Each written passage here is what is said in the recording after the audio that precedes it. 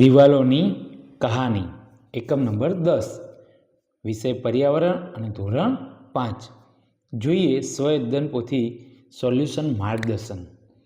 અહીંયા તમને તમારી જે સ્વઅધ્યયન પોથી છે એના દરેક એકમનું માર્ગદર્શન આપવામાં આવે છે અને એના આધારે તમે તમારા જાતે તમારી સ્વઅધ્યયન પોથી પૂર્ણ કરી શકો છો। અહીંયા જે આપવામાં આવે છે એમાંથી જ જરૂરી નથી કે ઉતારો કરવો, પણ એમાંથી શીખી અને એ માર્ગદર્શનના આધારે તમે તમારા જવાબ તૈયાર કરી અને એની અંદર નોંધ રાખી શકો છો। જોઈએ અહીંયા આપણે પ્રશ્ન નંબર 1 શું સૂચના છે એનું માર્ગદર્શન મેળવી લઈએ કે નીચે આપેલા નકશો જુઓ અને તેના આધારે પ્રશ્નોના જવાબ આપો। અહીંયા ઉપરકોટનો કિલ્લો એવું લખેલું છે। કોઈ પણ નકશો આપ્યો હોય તો એની અંદર આપણને આવું દર્શાવેલું હોય જે ઉત્તર દિશા દર્શાવે છે। અહીંયા ઉપરકોટનો કિલ્લો છે અને બીજી અન્ય વિગતો છે, નંબર આપેલા છે। જોઈએ તો 4 બાજુની 4 દિશા છે અને અહીંયા આપણને જે અંદર ક્રમ છે એ ક્રમ મુજબ અહીંયા વસ્તુઓ દર્શાવેલી છે કે 1 નંબર તો એ મુખ્ય પ્રવેશ દ્વાર, 2 નંબર તો લશ્કરી વાવ, 3 નંબર તો નીલમ માણેક તોપ, 4 નંબર ઉપર જામા મસ્જિદ રાણકી દેવી મહેલ, 5 નંબર ઉપર બૌદ્ધ ગુફા, 6 નંબર ઉપર અડીકડી વાવ, 7 નંબર ઉપર ખોડિયાલ માતા મંદિર, 8 નંબર ઉપર થિયેટર, 9 નંબર ઉપર નવઘણ કૂવો, 10 નંબર ઉપર અનાજના કોઠાર, 11 નંબર ઉપર દરગાહ, 12 નંબર ઉપર ધક્કાબારી, 13 નંબર ઉપર પાણીના કુંડ અને 14 નંબર પર કરતાર તોપ। જોઈએ હવે આગળની વિગત। અહીંયા આપણને કેટલાક પ્રશ્નો પૂછવામાં આવ્યા છે, એના આપણે જવાબ આપવાના છે। જોઈએ એમાં નંબર 1 પાણીના કુંડથી અનાજનો કોઠાર કઈ દિશામાં છે? પાણીના કુંડથી અનાજનો કોઠાર ઉત્તર દિશામાં છે।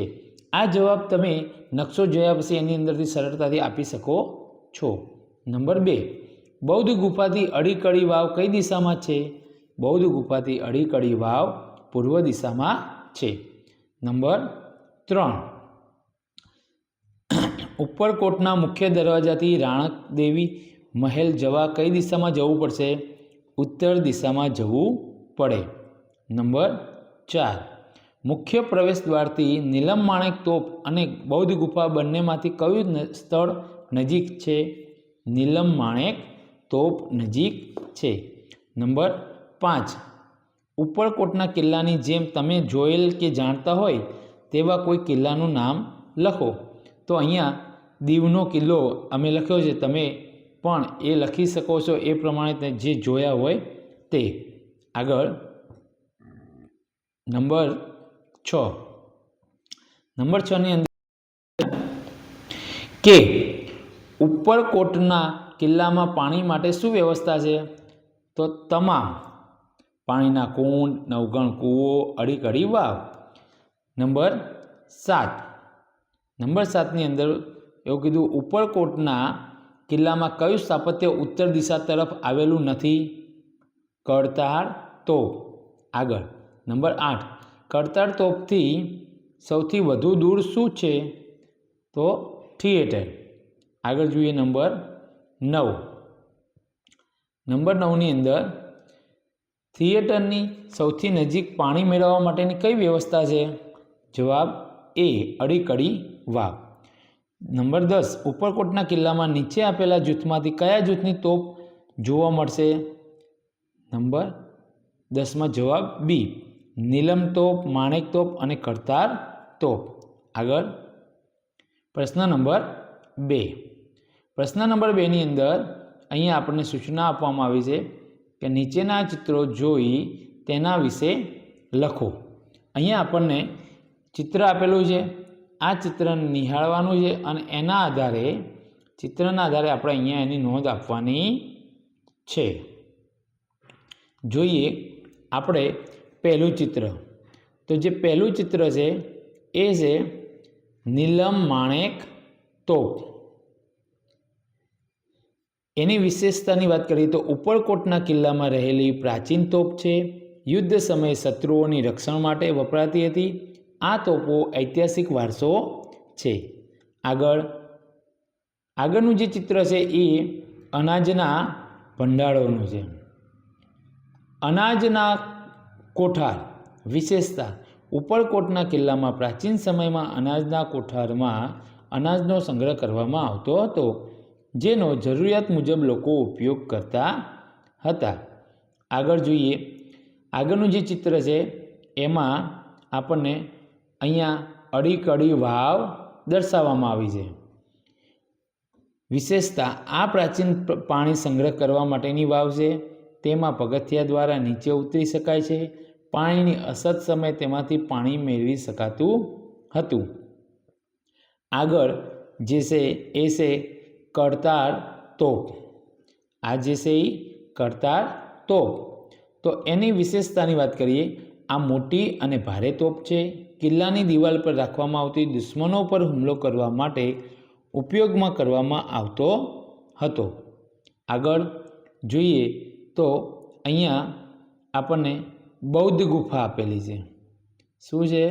બૌદ્ધ ગુફા. તો એની વિશેષતા. ઉપરકોટના કિલ્લામાં આવેલી આ પ્રાચીન ગુફા છે. અહીં ગુફામાં સુંદર કોતરણી કરવામાં આવેલી છે. સાધુઓ અહીં ધ્યાન અને સાધના કરતા હતા. આગળ જોઈએ તો આ જે ચિત્ર છે એમાં કૂવો છે, જેને નવઘણ કૂવો કહીએ છીએ. વિશેષતા. ઉપરકોટના કિલ્લામાં આવેલ આ પ્રાચીન કૂવો છે. કૂવામાં નીચે ઉતરવા માટે પગથિયા બનાવેલા છે. પાણીની જરૂરિયાત તેમાંથી પૂરી કરવામાં આવતી હતી. આગળ પ્રશ્ન નંબર 3. પ્રશ્ન નંબર 3ની અંદર સૂચના આપવામાં આવી છે કે પ્રશ્નોના જવાબ લખો. હવે એમાં નંબર 1 પ્રશ્ન આપણને પૂછ્યો છે, વાસણો કઈ ધાતુના બનેલા છે? તો આપણે અહીંયા એનો જવાબ કર્યો છે પિત્તળ, કાંસુ અથવા તાંબુ અને એલ્યુમિનિયમ.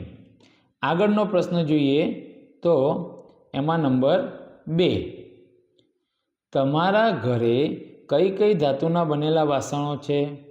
મારા ઘરે સ્ટીલ, પિત્તળ, કાંસુ, તાંબુ, એલ્યુમિનિયમ વગેરેના વાસણો છે. નંબર 3. નંબર 3ની અંદર કહેશે કે તમારા ઘરે તાંબામાંથી બનાવેલા કયા વાસણો છે? લોટો, ઘડો, બેડું, ત્રાસ વગેરે તાંબાના વાસણો છે. આગળ જોઈએ નંબર 4. નંબર 4માં એવી સૂચના આપવામાં આવી છે પ્રશ્ન કે તમારા ઘરે કાંસામાંથી બનાવેલા કયા વાસણો છે? મારા ઘરે બેડું, ટાંકી વગેરે કાંસામાંથી બનેલા વાસણો છે. નંબર 5, તમારા ઘરે સ્ટેનલેસ સ્ટીલમાંથી બનાવેલા કયા વાસણો છે?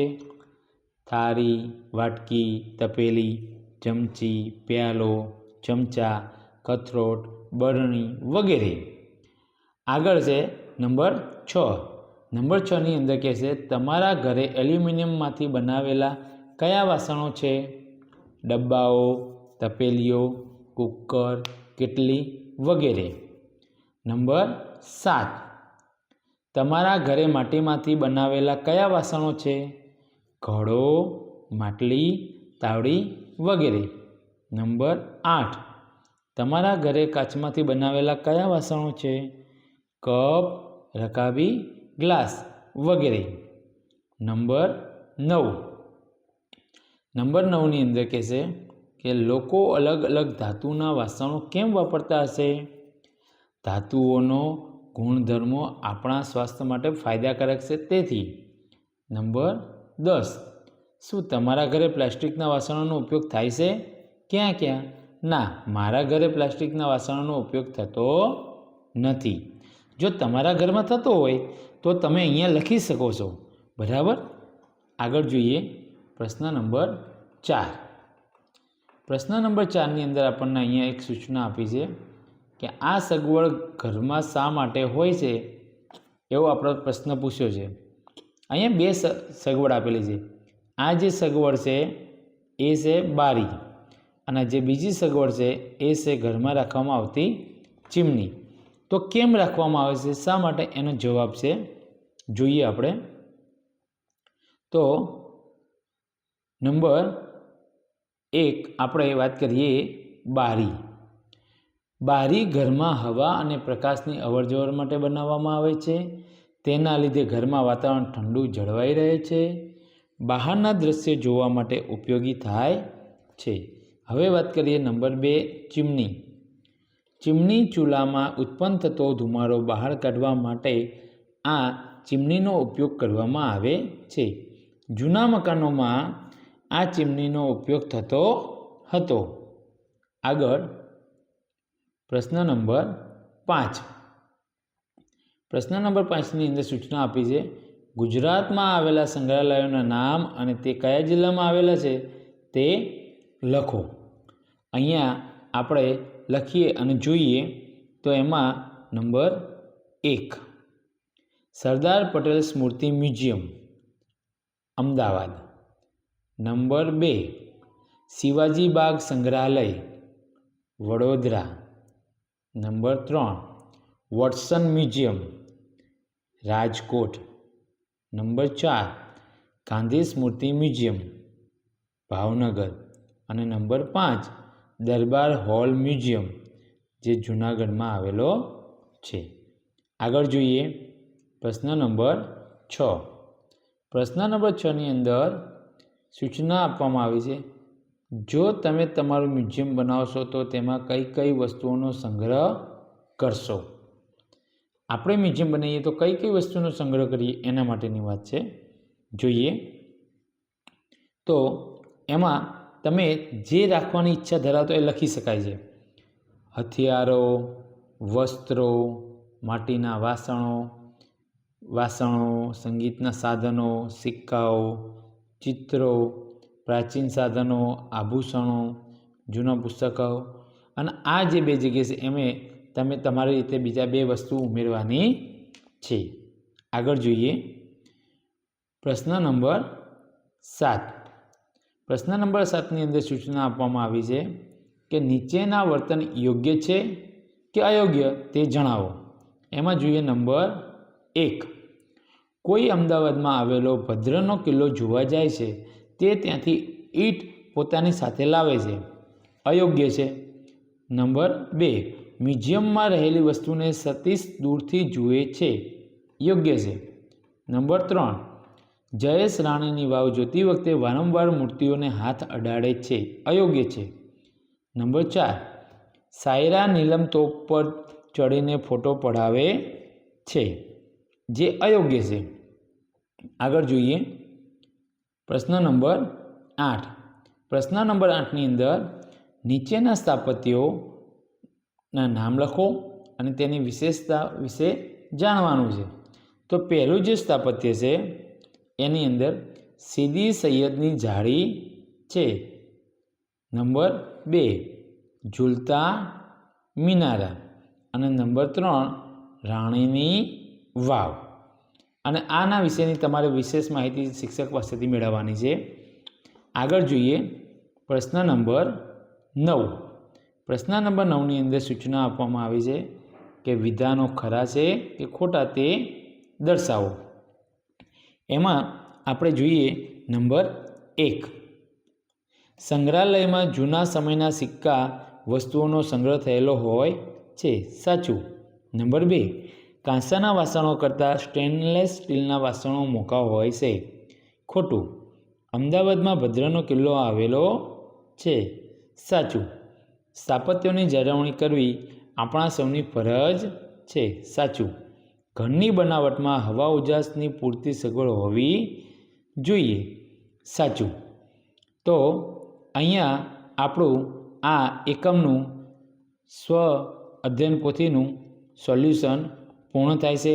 અમારી સાથે જોડાયેલા રહો અને આવા જ સ્વ અધ્યયન પોથી સોલ્યુશન માર્ગદર્શન મેળવતા રહ્યો અને તમારું સ્વ અધ્યયન પોથી સરસ મજાની રીતે પૂરતા રહ્યો.